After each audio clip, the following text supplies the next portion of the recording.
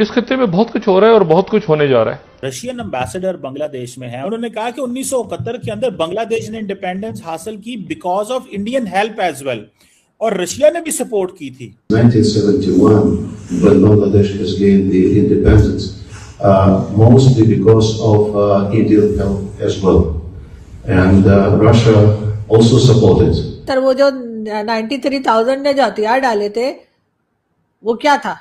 चाहते हैं कि मोदी साहब अपनी आर्मी बांग्लादेश में उतारे, ये कुछ बड़ा ही चाह रहे हैं इंडिया से, क्योंकि इंडिया तो काफी टाइम से इनको इग्नोर कर रहा है।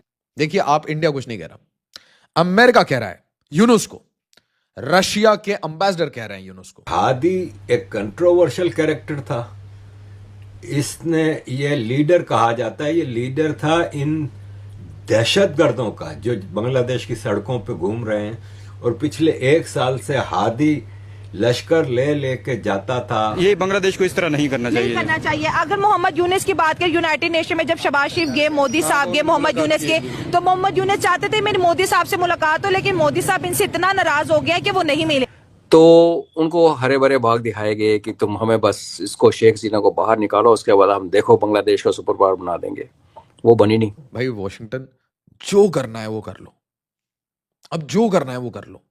तू इसे लाया था, हम इसे ठोकेंगे। भारत आ जाएगा या कोई और आ जाएगा उनकी मदद के लिए, तो सर फिर यही होगा। और यही गलती सर हम इस वक्त बलूचिस्तान में दोहरा रहे हैं, और ये हाल जो कर रहे हैं ना हम सर, ये बांग्लादेश से कम नहीं होगा। मैं आपको आज बता रही हूँ, आज डेट लिख लीजिए, वीडियो रख लीजिए संभाल के। जय हिंद दोस्तों, फनतंत्र में आपका स्वागत है। फिलहाल कुछ दिनों से इंडिया और बांग्लादेश का संबंध अच्छा नहीं चल रहा है। बांग्लादेश में लगातार हिंदुओं के विरोध में रैली निकल रही है। यह संबंध तब से खराब हुआ है जब से बांग्लादेश में मोहम्मद मोइजू की अंतरिम सरकार आई है। ढाका में मौजूद रूस के राजदूत अलेक्जेंडर ने भारत के साथ तनाव कम करने का आग्रह किया और बांग्लादेश को चेताया कि बांग्लादेश का अस्तित्व आज भारत की वजह से ही है, और अगर इंडियन आर्मी अपने औकात पर आ गई तो बांग्लादेश विश्व के नक्शे से गायब हो जाएगा।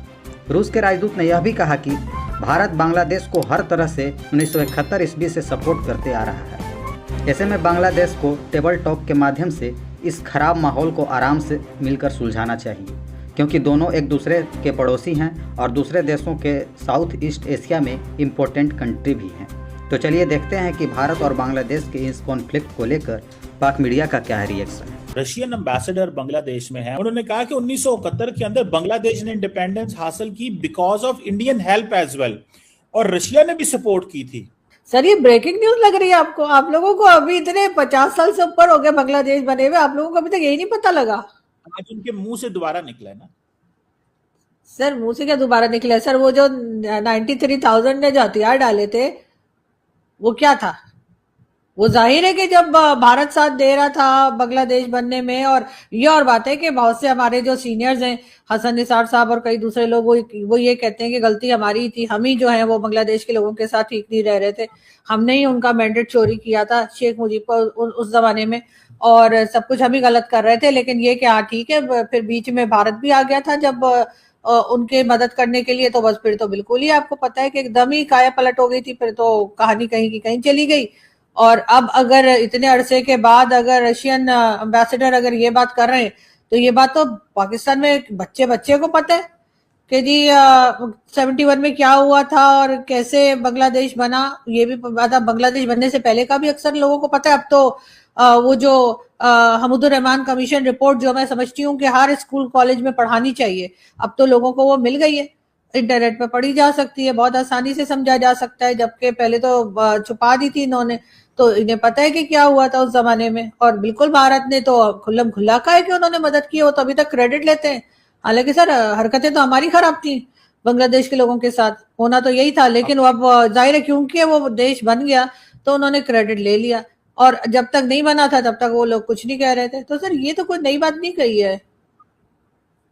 देखिए मैडम, हमने हमारे मुल्क में क्या हो रहा है हमें पता है, हमें उसको कैसे ठीक करना है ये हमें पता है। ये तो नहीं हो सकता दूसरा मुल्क न्यूट्रल होकर बात करे। अल्लाह को जान देनी है आपने भी और मैंने भी। उससे पहले जो कुछ यहाँ हो रहा था, जो हसन निसार साहब ने अपने वीडियो लॉग में, और वो वीडियो जो बनाते हैं वो अपनी जो यूट्यूब चैनल के लिए भी और टीवी चैनल पे भी, उन्होंने कई बार कहा है कि यहाँ पे जो बांग्लादेश के लोग थे पहले, तो उनके साथ हम किस तरीके से बिहेव करते थे, और उनको अपने साथ बिठा के खाना नहीं खिलाना, उनकी इंसल्ट करना, वो वॉशरूम बनाने का अगर कहे तो उस पे उनका मजाक उड़ाना, तो ये सब कुछ पाकिस्तान के लोग करते रहे ना, उस जगह पर ले गए जहां पर जाकर वो उन्होंने सोचा कि पाकिस्तान के साथ नहीं रहा जा सकता। वरना ये वही लोग थे ना सर जिन्होंने 1947 में साथ दिया था पाकिस्तान जब बन रहा था या पाकिस्तान क्रिएट किया जा रहा था भारत से अलग करके, उस वक्त यही बांग्लादेश के लोग थे। अगर ये ना होते तो आज पाकिस्तान ना बन पाता।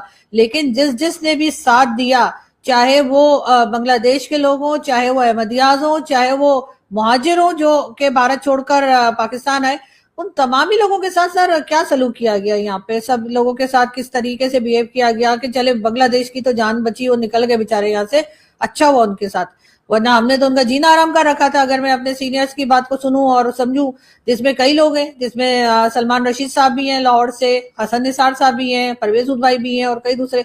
तो सर अगर आपके अंदर ही कमजोरी होगी, आप अपने लोगों को तंग करेंगे और वो उसके बाद वो हटना चाहेंगे, और अगर बीच में अगर भारत आ जाएगा या कोई और आ जाएगा उनकी मदद के लिए, तो सर फिर यही होगा। और यही गलती सर हम इस वक्त बलूचिस्तान में दोहरा रहे हैं, और ये हाल जो कर रहे हैं ना हम सर, ये बांग्लादेश से कम नहीं होगा। मैं आपको आज बता रही हूँ, आज डेट लिख लीजिए, वीडियो रख लीजिए संभाल के। और अगर ये जो हमारी पॉलिसीज चल रही हैं, अगर हमने ना बदली और हमने वही हरकतें जारी रखी जो हमने 71 में रखी थी, तो सर बलूचिस्तान भी हमारे हाथ से जाएगा। फिर वहां के लिए भी फिर आप क्या करेंगे? भारत को इल्जाम देंगे? अपने आप को भी कभी इल्जाम दे दिया करें, ताकि पता तो लगे कि यहाँ से जो गलती हो रही है। हादी एक कंट्रोवर्शियल कैरेक्टर था। इसने ये लीडर कहा जाता है, ये लीडर था इन दहशतगर्दों का जो बांग्लादेश की सड़कों पे घूम रहे हैं, और पिछले 1 साल से हादी लश्कर लेके जाता था और आगे लगाता था, और ये ह्यूमन राइट्स के ठेकेदार उसके मरने पे शोक मना रहे हैं। झंडा जर्मनी ने अपना हाफ पास पे कर दिया। एक लिमिट होती है, चलें ये भी आपका एक पॉलिटिकल वो है, लेकिन ये जो दीपू मरा है उसको भी तो कंडेम करें ना। ये तो प्योर एक्स्ट्रा जुडिशियल मर्डर था, मर्डर से भी ज्यादा बेहुर्मत थी इंसानियत की। इस पे इन लोगों ने एक बयान नहीं दिया, सिवाय एमनेस्टी इंटरनेशनल के। अभी तक मुझे इंटरनेशनल अथॉरिटी की तरफ से कोई बयान नजर नहीं आया।